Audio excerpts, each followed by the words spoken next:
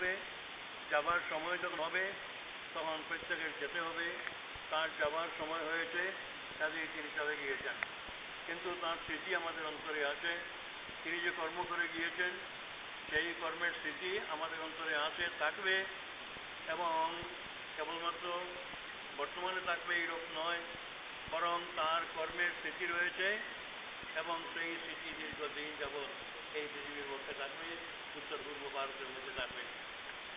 আমার সর্বপ্রথম ওনার সঙ্গে পরিচয় হয় 1958 ইংরেজিতে।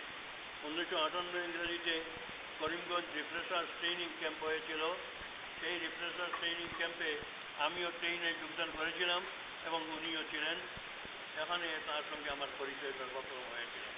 তারপরে তার সঙ্গে আমার সমস্ত জীবন অত্যন্ত ঘনিষ্ঠ সম্পর্কের ভিতর দিয়ে অতিবাহিত হয়েছে। তিনি এর সঙ্গে আমরা MA